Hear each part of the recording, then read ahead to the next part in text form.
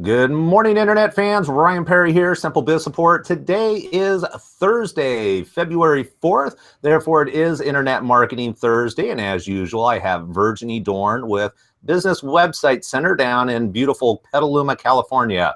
Good morning, Virginie. Good morning, Mr. Perry. How are you? I'm doing fabulous. Thank you. It's a beautiful sunny day, so I cannot complain. We had some rain blow through yesterday, so it's good to see the sun again. Absolutely. We love California here.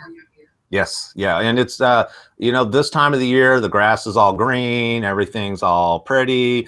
What do I want to say? The days are getting longer. That's what I love about California this time of the year is the days are getting longer. They're going to start getting warmer sooner. The birds will start chirping, flowers will start blooming, all that kind of good stuff. But that ties into because it's all it's about beautifying the landscape. We want a beautiful landscape. And that all ties into website design. We can have the middle of summer, dark and sparse and brown website, or we can have that beautiful spring website where we've got birds chirping, flowers popping up out of the ground, all kinds of good stuff. Yes. Well, there's many ways to design a beautiful website. Today, we're going to focus on card website design. And card website design are block elements. They're like boxes. Just think of Pinterest. That's the most known one. I think they are the trendsetters when it comes to card website design. So we're going to take a look at it, why it's a good option for certain types of company, what's so cool about it in terms of organization and visual appeal. Okay, so this is Pinterest has been around for a while. So is this like a design trend that's starting to catch up, or is it just people are kind of interested in it? Well, it's not the first time when social media platform and become successful set a trend in web design, so it kind of reflect onto regular websites. It is a trend, and Pinterest started a couple of years ago. I can't remember exactly when, but as they grow in popularity, the style of their website has become popular for other types of websites. So we think that type of design is going to continue to grow in popularity in 2016. And sometimes it can be used for a homepage, but as we will discuss later, it could also be used for like landing pages such as services at a glance page, blog rolls, testimonial pages, any kind of pages where you have a lot of snapshots of different pages to redirect a visitor to. Having those boxed elements, when they are well done, can be very efficient for the visitor to quickly find where they need to be clicking to go to another page of interest. Yeah, and the other thing I was going to say is that the nice thing is since Pinterest kind of led the way and people, especially those that use Pinterest, understand how it all works. When you make a shift in design on your website that people are already comfortable with, even though you're still kind of cutting edge because not everybody's doing it, but the fact that they're familiar with it is nice because we want to be different, we want to be unique.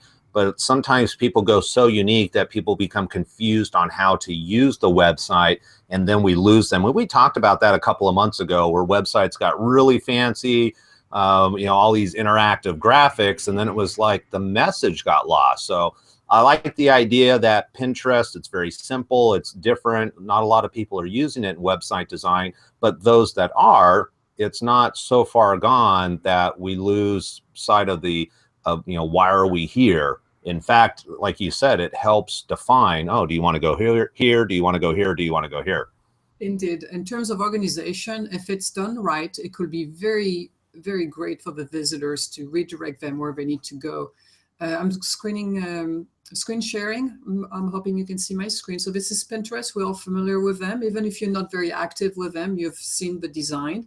As you can see, they have box elements. They all have the same width, but different length. So those are different ways to do it. In some websites, all the boxes will be the same height and width. In other types of website, maybe the width will be different, but the height will be the same. Many different ways, but what's common between all of those card website design is the boxed area where they're very well defined. For Pinterest, it's a bit busy, but that's the core of their business is those cards, those boxes. If you go to Dribble, another popular website, you can see all the boxes are the same height and width. So it gives it a very clean and organized look. You can mouse over, it gives you a little bit of teaser text, maybe some additional information, the ability to click on the box and be redirected elsewhere on the site.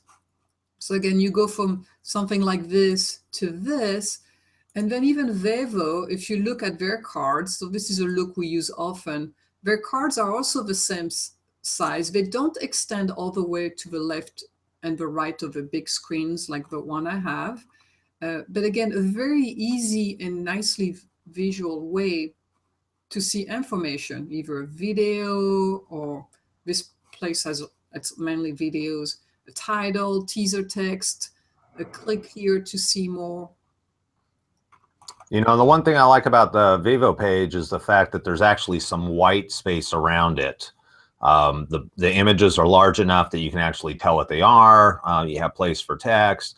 So I really like that from a design point. And that's coming from more of a business side than, you know, maybe somebody who's just posting pictures and being more artistic. You're absolutely correct. If you're in a creative industry, you can get away with something like Dribble or Pinterest, very busy and cool. If you're more a service type business, something a little cleaner and streamlined is easier for your type of clientele. Now, here it's a little bit more extended. It doesn't quite go to the left and the right. It's kind of halfway between Vevo and Dribble. But very busy, very fun and dynamic. As you can see, you can have a GIF and boxes can turn around. But that is the same concept. You can see those are cards. They look kind of disorganized, but they're not. They're like a puzzle. As you can see, it's nicely lined up here. It has lots of color. That's the look of a site, obviously. You can see all the different ways. Very fun and dynamic. Now I want to show you a last one, which is also for a very creative type of website. Very busy. They do have a color that ties everything together. So that's the one thing I do recommend for clients who want something busy like Pinterest and with a lot of colors. Try to have one color that ties everything together. So for this side, there's lots. I mean, you see pink, green, but behind it, you see the orange. Then again, kind of brings all the boxes together. All right, very interesting. And one of the things that you were talking about is that if one of these different styles, like for me, Vivo is kind of the one that stands out for me. It doesn't necessarily need to be that every page on your website looks like this. No, correct. So for most of our types of clients, what works good would be, again, the services of the page as a glance page, or even a testimonial page. Oh, my computer's kind of freezing. I wanted to show you. Sorry, I removed my cookies and cache. But for instance, even a testimonial page, when you want to box all the testimonials, they might be different length. It just gives them a better visual appeal. Let me see if I can get there for you.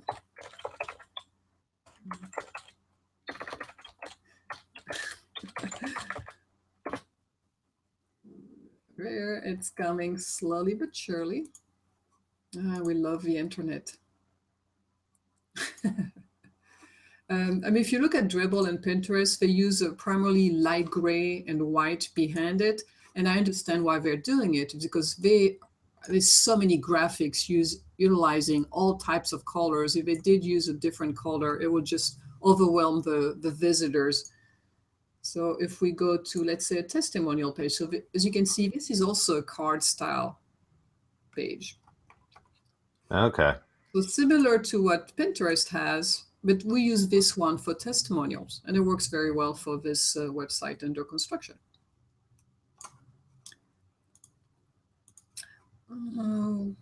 Landing pages, let me see. Sorry, my internet is going a bit slow today. But you get the concept. We call those block elements cards. This is another way as well, where you can have multiple cards. Those are made for articles. So it has that card design. And when you mouse over, you can have a teaser text of the article, and then you can click here to be redirected to the full article. Okay. How does something like that show up on a mobile device, though? Because we don't really have that mouse over capability. Would you then just strip it out? There's nothing easier for web developer than making a card website design mobile responsive. By the nature of the boxes, they're automatically mobile responsive. As you can see from Dribble, for instance, if I'm on a full screen, extends all the way. As I'm getting into a smaller, maybe computer, maybe a netbook, maybe a tablet, maybe now I'm moving my tablet more portrait style. Now I'm going to a fairly big smartphone, and then I'm going to a smartphone. You can see how it all automatically resizes really nicely. Okay. I guess the other question then is going to be on a mobile device, because we're not able to touch the screen to get the mouse over, like the website you showed us that was under development. How do we handle just these big pictures then? Because, you know, if you're let's say you're construction, I could put a picture of a kitchen and a bathroom, and people are going to, oh, okay, kitchen's here, bathroom's here. So for instance, if we had 3 boxes per row on a mobile device, we will make it 1 box per row and reduce the size so it fits nicely in a smartphone. So again, those block elements become smaller, and what we do is we move block 2 underneath block 1 and block 3. I don't have an issue with the picture. Where we're missing is, I understand the whole image is rearranged. That's not a problem. The one website that you showed us that was under development, it had just pictures, and then when you moused over it, it actually brought up a description. On a mobile device, I don't have a way of mousing over. All I have the ability to do is click, so I've lost all that text. So there are 2 different ways to code it. We can code it so then you can click on it and you see that primary teaser text and the link, or we can code it a second way where you click on it and directly it takes you to that page of interest. So that really depends on the programmer, how he wants to redirect someone from that image to the next page. So again, all the options are available. It's primarily a discussion of the client, how they want the visitor to go from that landing page to the next one. For that particular website, still under development, we have yet to make that decision for mobile device, but I get it. Yep. Right. Okay. So that is a trend. And I think the key thing for people to understand is that just like any web design, it's really about going, all right, I almost want to say it's a tool. It's a design tool. I don't know if that's I'm going to make it's proper. I'm allowed to say it's a design tool because I'm not a graphic designer. I can say whatever I want because I don't know the specifics, whatever the hell the word is I'm trying to say. But it's a design tool that it needs to be used in the right space. And again, you always need to go back to your audience and how is your audience going to respond to it? Are they going to understand it? What are the right areas in my website where I can use this to a benefit, not just because it's trendy and I like Pinterest?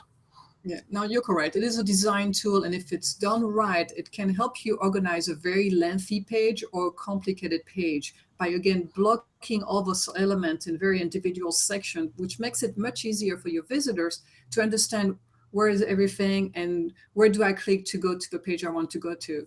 So it's a tool. It's an organization tool, but again, can have a great visual impact if developed quite well for your website.